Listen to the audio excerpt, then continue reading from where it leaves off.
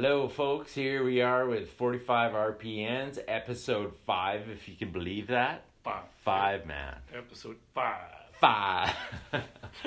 Fire truck 5. Like 45.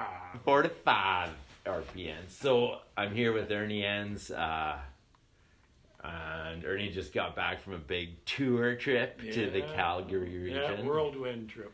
Yeah, man. You must be exhausted. You're big. No. Yeah, it was hard. It was tough, yeah. 14-hour on the ride? 14 hours, and on the way back, my wife drove a little bit. So, but on the way down, it was pretty grueling. Yeah. Wow. And you're the only driver? No, she drives too. But, that's good. On the way down, we were pulling a trailer, like we were moving our daughter to Calgary, so pulling a trailer. Oh, yeah. And I'm more comfortable if I'm driving. If there's something hooked onto the truck. Yeah. And so I drove all the way down, and on the way back, the trailer was empty. It was a little Lighter. less risky type thing because she's not used to. She's used to a little SUV that she drives. Yeah. So she drove a little bit, which helped out. That's good, man. That's good. Yeah, so here we are. It's, what is the date, Ernie? It's the 8th of April. Can you believe it? I know. Outside it's like sunny and warm. And it must be, it feels like almost 20 degrees out there. It feels it's so warm. Yeah, it feels very good. Here in Carman, Manitoba. The little rural area. It's so friendly in Carman. And it's, Carman is such a warm environment.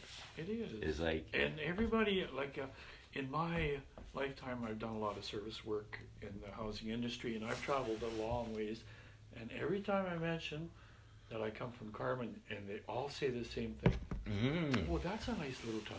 Yeah. And so it has a good reputation for whatever reason. I don't know. It's a stopping point. Like, it's in the middle of, like, you can go to Morden and Winkler and Elm Creek, and then to Winnipeg. It's right in the middle. But I found that the small town mentality is such a nice. It's a refreshing, because I'm from Winnipeg initially. Yeah, and it's beautiful. Like when you drive down the streets in wintertime with all the lights, they've really done that well. Yeah. They've really done that well. Yeah, it's really good, yeah. And in summer, of course, we got kinds of cool stuff like the Royal Stage. Yes, we got great music here. At the GPAC puts these concerts on. Actually, tonight we have a great concert, Leaf Rapids, at the Active Living Center here. Yeah, I look forward to that one. Yeah. We'll have to inject you with some good strong coffee there. So, I'm going to start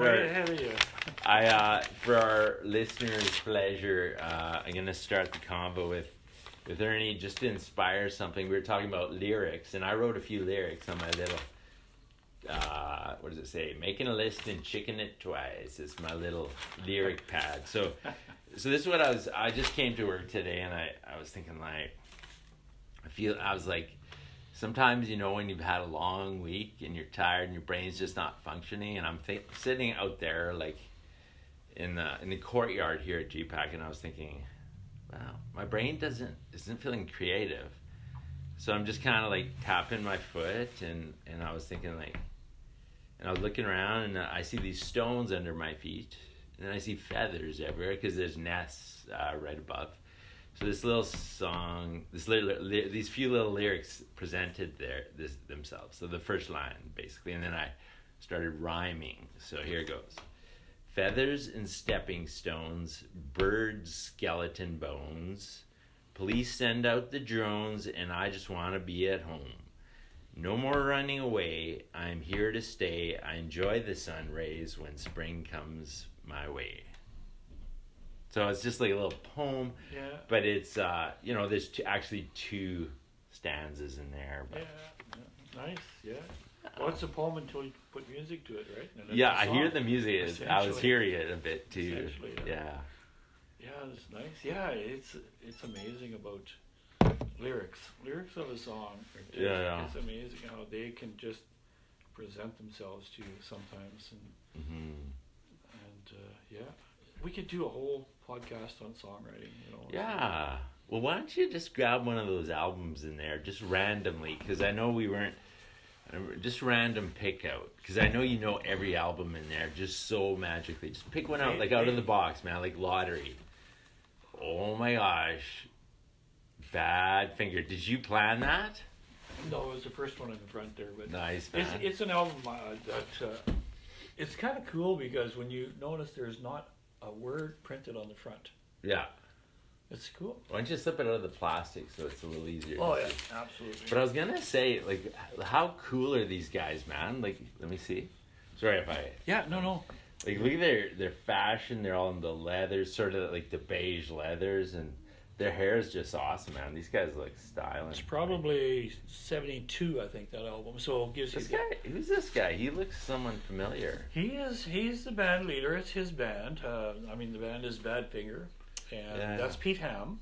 Pete Ham. Pete Ham is his name, and it was it's a little of a sad story with him. And he had kind of a tragic ending, but that's him on the back there. Yeah. This guy here. Yeah. What happened to him?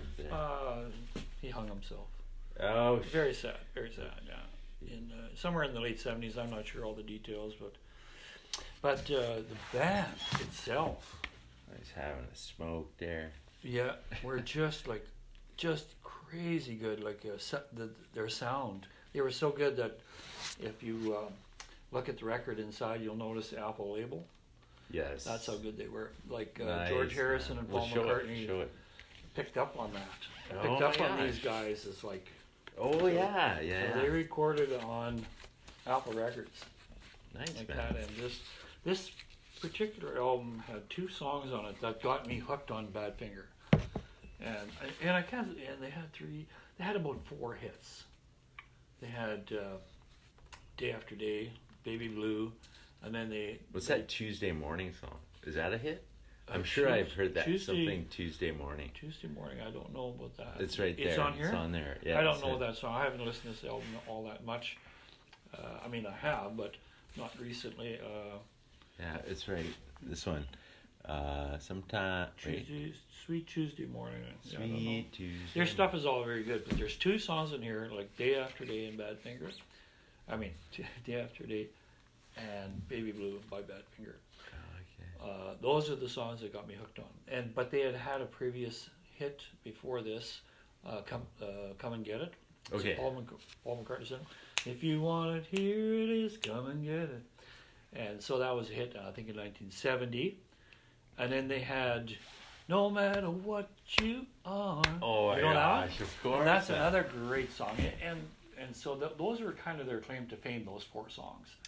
But for me, it was Day After Day. When I heard that, I literally fell in love with that song. Wow. It was one of those songs that instantly, when you hear it, it draws you in. I've heard that Day After Day. Yeah. I think there's a remake by Def Leppard actually.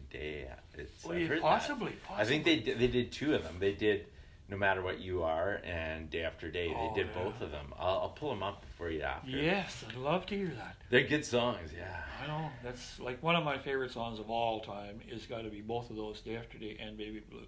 And my dream was, like, I've played in bands all my life, ever since I was a kid. You know, even playing with your brothers, you have a little bit of a kind of nothing band, but you're dreaming band, right? Yeah. So I've always played in bands. And one of my dreams as a band member was to perform the song with a band at one point, Baby Blue, just because of the guitar work and the song itself. And so maybe about 5 or 6 years ago, I met a guy in Winnipeg, one of the record guys that I associate with. Jim Webb was his name, out of Winnipeg. And Jim, if you're watching, hi, I haven't seen you for a while. And with him, I got to do this song, Baby Blue. We did it, and we did it well. Jim's a great singer, and so I was his guitar player, and he was my singer. So it was a really good connection. And the other song we did was a song called by Young Buds, Get Together by the Young Buds. That was actually another song that I have always wanted to perform on stage. And I got to do both of those songs with Jim. So thank you, Jim, for that. So, how... Okay. But this particular album... Yeah. When I wanted to pick it up, just because Day After Day and Baby Blue, and I wanted to get this album, then I realized that it's very rare. You can't find it. Yeah. And so all of a sudden I found out that this thing was selling anywhere from $50 to $100 at the record shows. Wow, and it was a little man. bit more than I was willing to spend. Yeah. And so here I just thought, oh man, I'd love to have that record. And then years ago, like maybe back in, maybe even the 90s or maybe the early 2000s, I'm not sure. I had a friend that was good on computers, and he said, well, if you want that album, I just order it online. I didn't even know what that meant. And Yeah. he says, find it on the internet, find out where it's for sale. He says, and I'll get it for you. He says, because his name was Gil. And Gil says, I'll get it for you because I know how to, order it and buy it and ship it. And, and so all I had to do is pay him. So that's what happened. I ordered this album out of Kansas City, Missouri. Nice. Home of Henry Moore. Is it? Sculptor. Henry Moore's an amazing sculptor. He's a huge museum in Kansas City. It's a beautiful town. Good for the music, for sure. Like Kansas City is Kansas and Missouri, right? Is that the city? I don't know my geography anymore really that well, especially American geography. Apologies for that. But I think that's what it was. Kansas City, Missouri, probably. And Kansas, isn't it? Kansas City, Kansas. Well, I think it's in both states. It's a big city, and I think see. if that's how it was, and this one come out of Kansas City, Missouri. Yeah, it's a big city. It used to be like, I mean, in its own right, it's like a Chicago sort of city. Like it's quite large, especially with the music. Like the music scene, jazz is big there, and like New York, sort of like my dad took a trip down there, and it was pretty sweet. So I think I've been past it. I've been to New Orleans, which I think is somewhere down there. Yeah. So, New Orleans scene. We have never talked about that even. No, and what about the Nashville scene too? I've never been there. I've been through Nashville. Yeah. I've never been there, so I'm waiting. When I retire, that's where I'm going. Well, I want to see you on the stage there. Yeah. From the point behind the stage. I did a really, really crazy thing about 10 years ago. Like I read a lot of songs, and then I had this a gospel duo, do one of my songs, and they won the Canadian country gospel duo of the year. They won the whole Canada one with one of my songs. Wow. Yeah, and so they got to go down to Branson and to perform for Branson because they won the duo. Are you serious? I'm serious, and they and when they won it, they did it with one of my songs. Oh my God! And so when they went down to Branson, invited down there to play, they asked me to come with, and I didn't do it.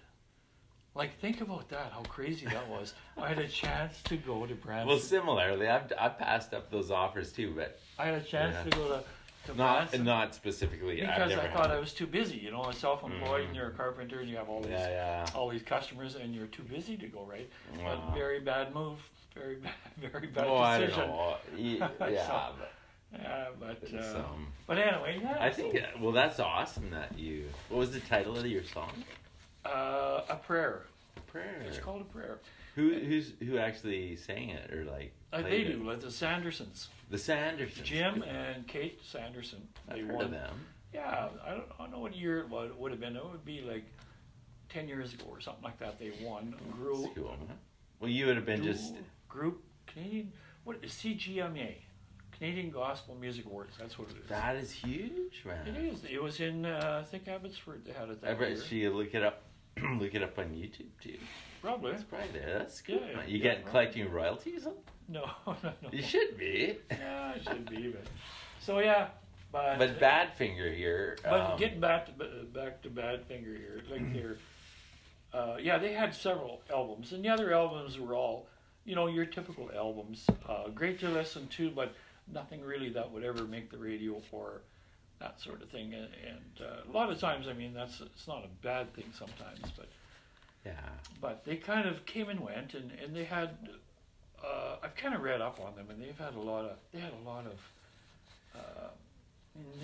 negative stuff happen to them. Yeah. Just all kinds of things got in the way, but great band. like their sound was, and you can find them on YouTube. You go there and you can watch them doing Baby Blue and Day After Day, and you can see them doing all this stuff, and just so good, such a good band. Okay, just before we move on, I want you to flash your shirt there in front of people so they see your your skills, man, because this is a beautiful. This you'll probably order from you online if people see this, like a shirt similar. Well, because this is all copyrighted material, I couldn't do that, right? Well, no, you can. Like, it's just photos of it. Yeah, that's all. Like, you can photo that. You can share that. Yeah. But if someone likes that shirt, it shows the albums and 45s. And...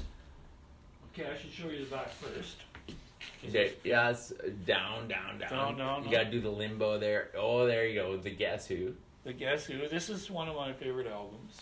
Period, not just Guess Who. And this is the inside of what you saw in the other picture. This is what's inside. So it's just a little collage of the album and the you know what I like is like this symbol, like a little.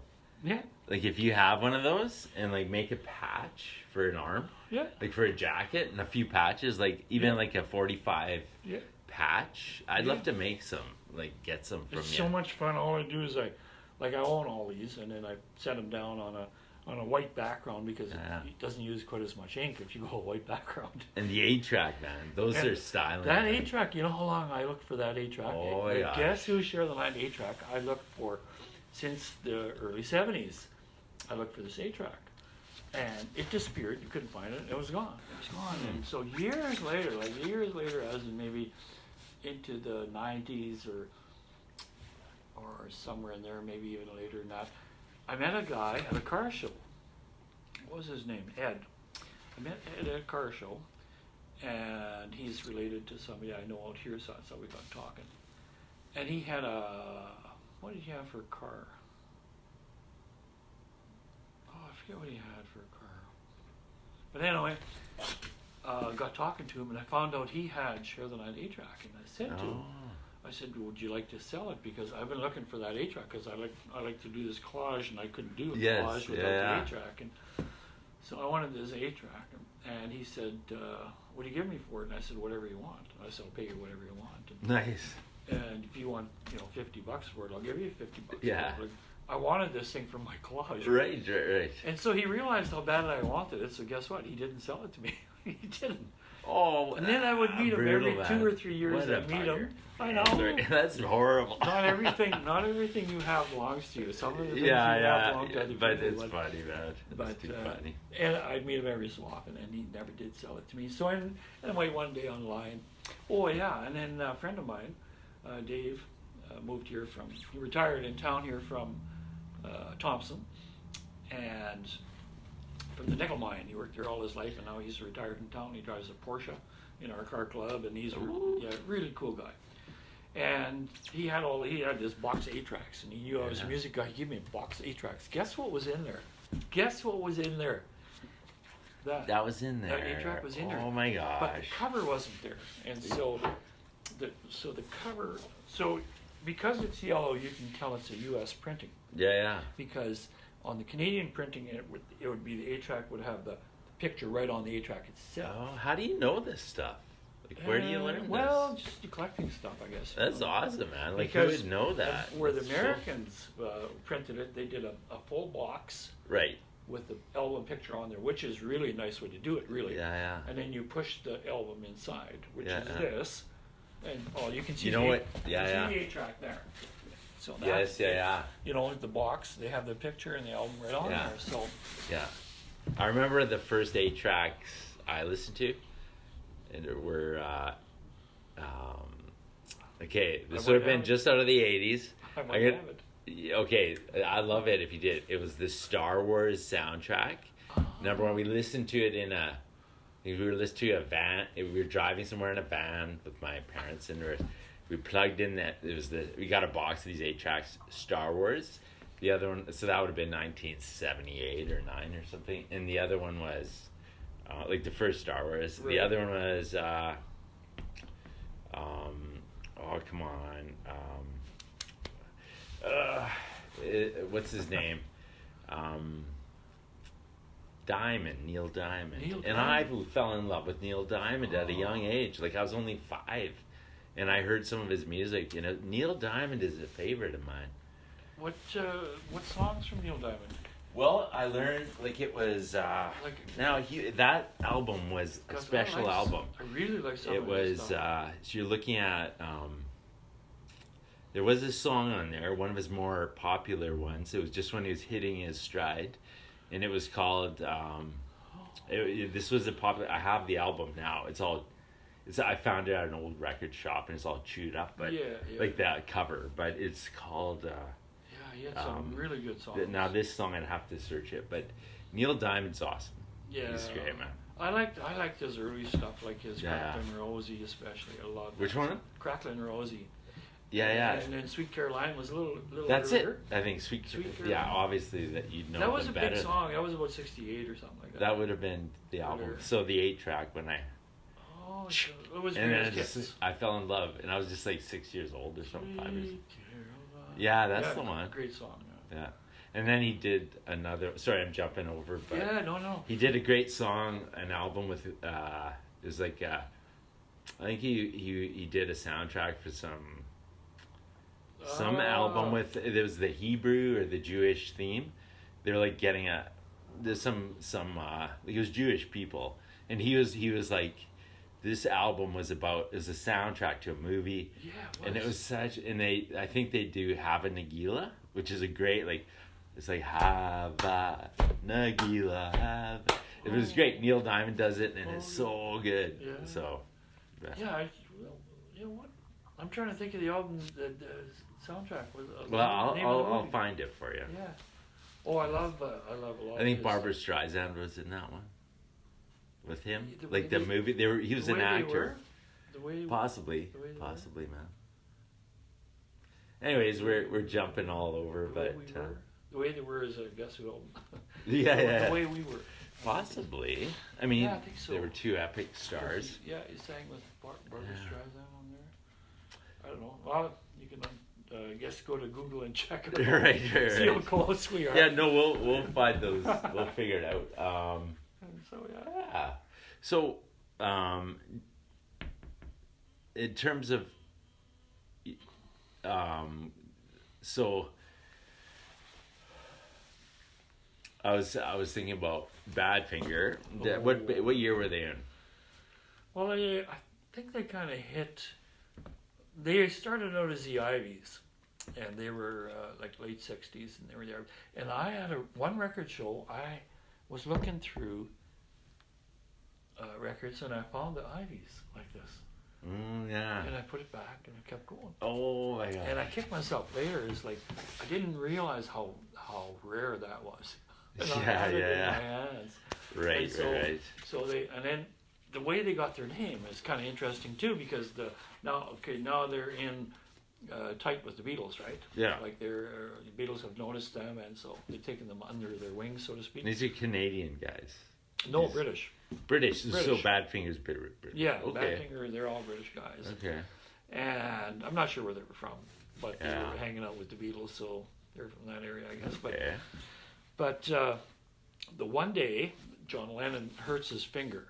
Like he hurt his finger, and he tried to play this instrumental, his piano instrumental. He's banging on there, and because he couldn't use that one finger, he called that song that he wrote Badfinger Boogie. The Badfinger Boogie. And these guys called the Ivies, they liked that name. They liked Badfinger. There's something about it they liked, so they adopted that. And they got it from John Lennon, actually. Yeah. Man. So the Badfinger Boogie. And so they had, and they, of course, they did If You Want It, Here It Is, Come and Get It. Nice. And that McCartney wrote for them, and they had a hit with that. And that was from a soundtrack also, I believe. Come and Get It. A Magic Christian, maybe? Okay. Oh, man. Forget all this stuff. But so the entrance point for guys who want to learn about like this, not only this band, but some of the bands you're presenting, and learn about collecting, the entrance point, maybe you could break it down into a few steps for some young collectors who might be like, you know, like what would be your entrance point to, like, say, like for myself, say I want to start collecting albums or 45s of music I love. No, or that's like, the thing. So where is that line? Like, where do I start? Where do I go? Yeah, I don't know. Like for me, it was just radio stuff, and that's how I knew what I liked, because I like that song, and I like that song, and I like that song. So I'm not sure. Like I've made a list of my songs. Would I like? Is it a good idea to like try to inventory what you like? Have you ever done that? Like write down the. Well, obviously you have. I've done that very extensively. Yeah. Is that a good way for a collector to beginning collector, a budding collector to start? I suppose, you know, I never. I don't know exactly the steps, because I never considered myself as a record collector, but it just happened because I did make that list that you're talking about. Yeah, this is important, I'd say. Like, and I've tried to make lists of all the music of my history, but like I think you there it is. That's There's what your I list. did. Like if Here, flash it up there. Just flash it. Yeah, if you want to be talking, if you want to talk about making a list for record collecting, you got to first know what you want to put on that list, right? Yeah. And that comes from your years past, right? I like that song, write them down, and go to record shows and then look for them, or go online and order them from Spain if you have to. That's what I do. Yeah. But anyway, this is what I had. This book is probably from the early 70s. I'd say from 1970 even. It goes that far back. And when I'm looking on here, I don't know if you can see the very first two songs on that. Right there. Is it? Yeah, you should be able to. Is it backwards on there or no? No, I should be corrected, but okay. Yeah. So anyway, there's Day After Day and Baby Blue. First two songs. Oh my gosh. First two songs on this book. Very powerful. So that tells you they were listed my favorite. You know, and so it just goes on and on. And essentially all these songs here, these first songs here on here, they're all 45s in here. We talk about 45s. Yeah. They're all in there. Well, I feel like music collecting is even like goes beyond like this, like the medium, for example. Like I have CDs galore, and CDs are now it's almost extinct too. Like CDs, there's not much CD players and stuff around. But I have like a massive collection of CDs of like music spanning from, well, even like beyond my age bracket, but like jazz from the 20s all the way up to kids music, or like the modern sort of music that my son might listen to. So, but I like the idea of cataloging what you know, like frameworking what your music influences are, because it's very it's almost, to me, it's like knowing who you are, your history, almost like it's like understanding Ernie through your music. I think that would happen automatically if you really have a passion for music, right? And that'll happen automatically, because then you will keep track of what you want. Yeah, but I don't. On the other hand, like I just counter that.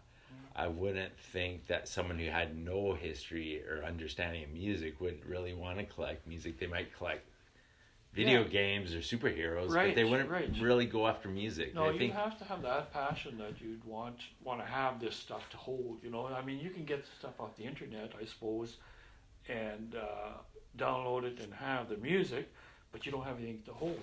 Whereas, you know, I like to have a record in my hand, and you know, just the way it looks and feels. I like to have that stuff. For sure.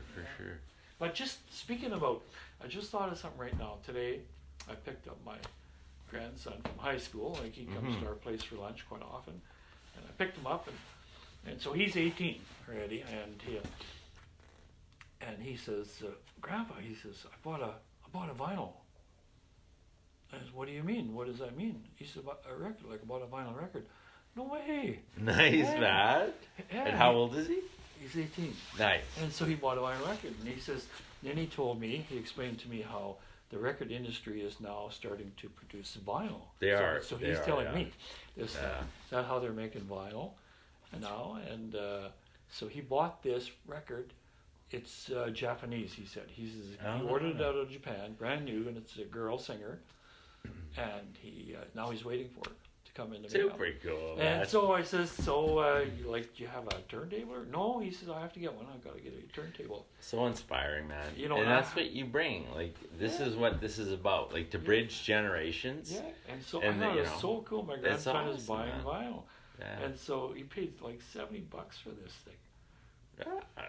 You know, sometimes the values system is a little different. So I'm thinking he must really value music too, because I Totally. did. There was a time when, well, still, if I want something, it doesn't matter what it costs, I'll buy it, type thing. Yeah, the hunt. The hunt is just so Yeah, much he probably fun. knew that album is so important to him. Yeah, and so, but anyway, so now my wife and I were talking about our grandson, and he bought this vinyl, and his birthday is coming up on April 18th. That's only like 10 days away. Oh. So guess what? And so I said to him, "Do you have anything he's played on?" No, I don't. So guess what? He's getting for his birthday. I'm gonna get him one of these, these, Very nice, this man. Crosley little suitcase. So nice. Yeah, I think we'll get him nice, that. man. That's sweet. And then That's he'll have awesome. that for when his record comes. Oh, how good is that, man? I know. That is so I know. good. You know, I similarly, like, will sit there with my son, and he'll say, Dad, listen to this music, and he'll be watching me. He'll play a little snippet of some rap or hip hop that he's getting into, and he's like, just gauging my thing. I just like to listen to what the young people are listening to, Yeah. so I can absorb it, because it's a much different style of Very music different, that's yeah. coming out, and Very different, yeah. but it's amazing how this sort of wave just keeps going. Like, Yeah, it just when it comes to music, you got these, you got 7 notes and sharps and flats, and how you can have these millions and millions and millions of songs yeah, out of those few notes, and so it's Yeah. very interesting music itself, and it's just endless. Like the music keeps coming out every day, every year, and it just keeps coming out. And it's like. So Yeah, it just seems like to be like a bottomless pit There's, of music. yeah, it just and comes. it's true, because there's It's no awesome. there's no like, we're all fingerprints of existence. Like, each one, like, you're a fingerprint, I'm a fingerprint. Whenever we have a collision of like two, like, I'm finding more and more that songs are based primarily, if a good successful song, always based on a relationship. Like, that's sort of the groundwork for a good successal song. I mean, it's about friendships, relationships, anything, like, Any connection? because at all. other stuff, I don't know. Like, I'm sure you could write a song about sort of like well, I mean, there's different styles. You could write a song about climbing the mountain to, Yeah. but it's like, I always think of like pop music, and everyone, like, the common ground between like generations would be the fact that we all experience relationships at some level. Like, we're Yeah. always in relationships, Yeah, and well. so when you listen to a song, I'm always finding, like, I can relate to those guys in Badfinger, or I can relate to those guys in the Guess Who, because they're singing about the same stuff, like relationships that I've gone through, and it's Well, yeah, even love. more. The word love or whatever is probably not only love, but it's probably the biggest topic yeah, in yeah, music. yeah. Right? And then what you're saying, that's an expansion of that. Relationships and connections and all that stuff. And Yeah. yeah.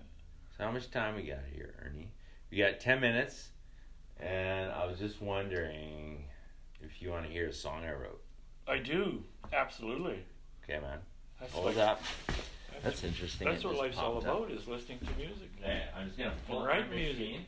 Now there's no permission gap here. Like, I mean, there's no copyright thing. There's no copyright going on. So I'm just there. gonna call up a song. I just gotta pick the right one here, because I put my stuff up on BandLab, so we'll see. I'm gonna get a bunch of stuff because I'm just turning on Wi-Fi right now. A few seconds. Okay.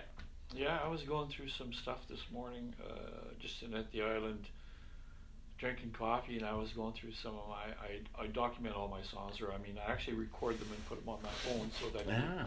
you always have it. And I found a song from back in 2011, I think. Yeah. And it was a song that I sang, and it was recorded right here. I must have set up my phone in here, but it was in this station that we did it. We played it. Oh. And it was a song that I had written, and Brenda did background music to it. And I had Fozia. Oh, yes. Fozia, who is now world renowned. Yeah. And she was probably 12 years old at the time or something. Yeah. And so it's probably, 10 years ago. Makes sense.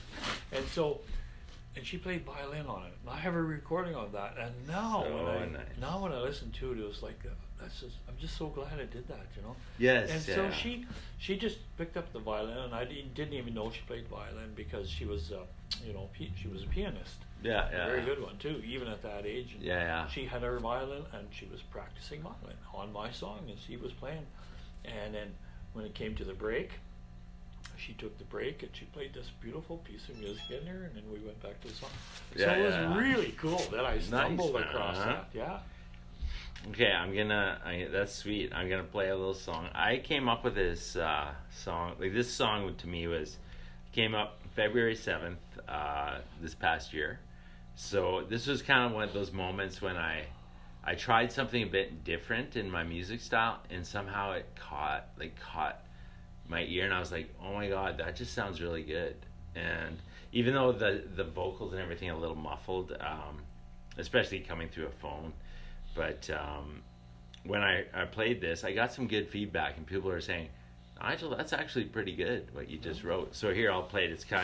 It's called I'm Trying to Get to You. So here goes. Skew.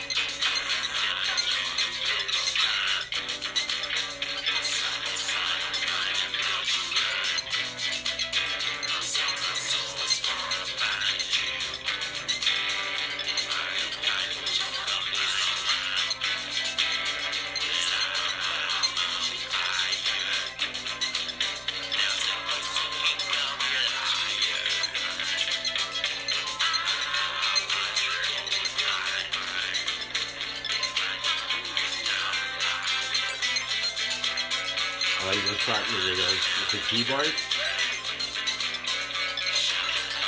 That's guitar.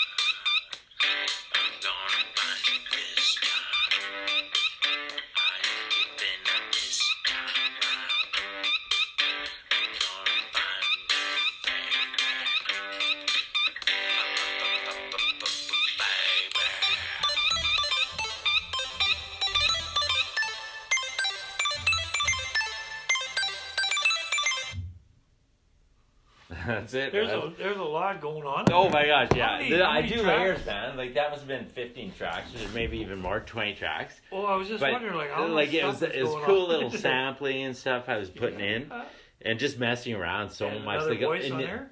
yeah, my layered voices. Or how many but, voices?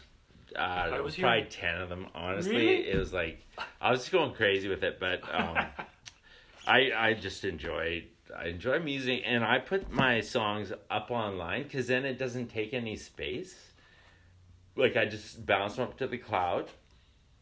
Because actually, music files, when you mix them on like BandLab or another, or like GarageBand, they take up like tons of space on your hard drive. Or you could buy tons of like space, but that costs a lot of money.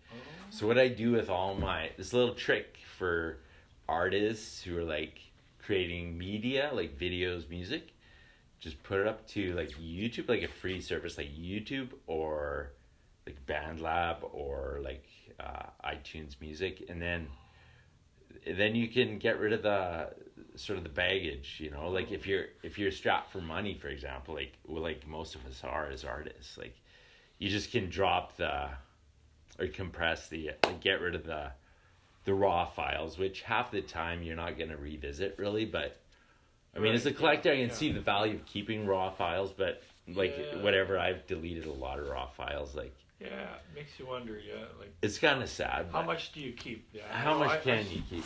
I struggle with that too, Yeah. you know. And so, but yeah, there were lots going Yeah, on there.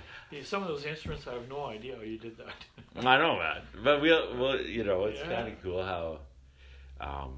how it comes about. Like, I'd like to redo that song and just get it clear and crisp and have a real guitar player to play with on there or something. Because some of the guitar playing I felt was kind of nice. Like I don't even know what I was playing because I'm not a No, I thought it was structured good. guitar player. What instruments? Like There was bass, guitar, right? and What, layered solid guitar. one guitar? I was using simply an acoustic Okay. with a filter. Yeah, because you're getting. I was wondering how you're getting that sound. Yeah, but it's cool, man. Like, Yeah. thanks for listening to it. No, awesome. And you two people. Now we're gonna wind up. We got 2 minutes. 2 minutes. So Yeah. So. Yeah, I don't know. I think it's wonderful to me to have a conversation with another musician, and just like always to bridge ideas, and try to understand what's like why we think a certain way, why we like what. I think Ernie's always teaching me something, is what I mean. Like you're always teaching in a way, and it's like you're always showing me new things, and I really appreciate that. Well, you know, for this whole music thing, like I've spent my whole life with all this music in me, and I've never had anybody to talk to about it.